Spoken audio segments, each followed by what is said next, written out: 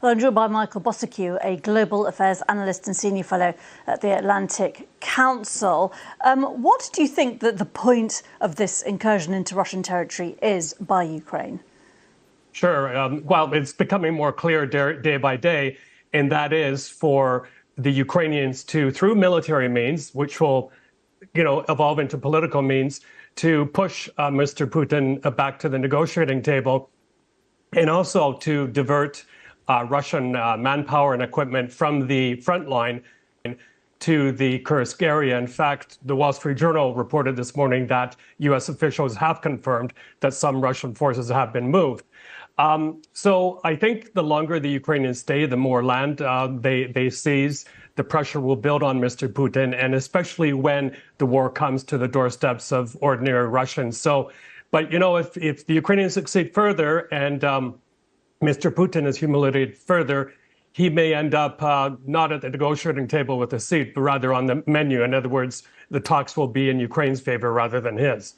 Is that really likely, given Russia outnumbers Ukraine in terms of its forces? Russia has also said that any likelihood of talks is pushed further back by this. One of our correspondents in the last hour just told me that they don't think there is any sign of any diversion of Russian troops as a result of this. I mean, isn't this potentially counterproductive by Ukraine? Well, yeah, a couple of points there. I think, the Russians have been showing a very muddled, confusing response. I mean, Mr. Putin is in desperate waters right now, and he's throwing everything at it. The FSB, internal border guards, Roskvardia, the National Guard, even conscripts. And I think if things continue trending the way they are, Mr. Putin may have to call up another conscription, which is very controversial.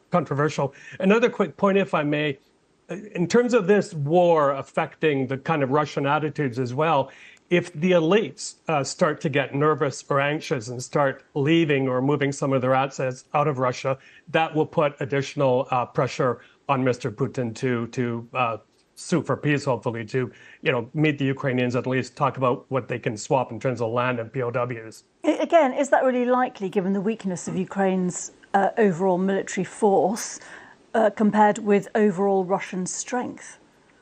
I think over the past months, including when Mr. Prigozhin made his march on Moscow, we saw actually the vulnerabilities and the weaknesses in Russia that no one believed existed. One of your correspondents today pointed out that $170 million was meant to be spent on defenses on the Ukrainian-Russian border in the Kursk region. Ukrainian troops just brushed by that. So I think what we're seeing as part of these weaknesses as well is years of hollowing out of the Ministry of Defense from corruption, and they just don't have the strength that they're believed to have. Michael Bociurkiw, thank you very much indeed for joining us. Thank you.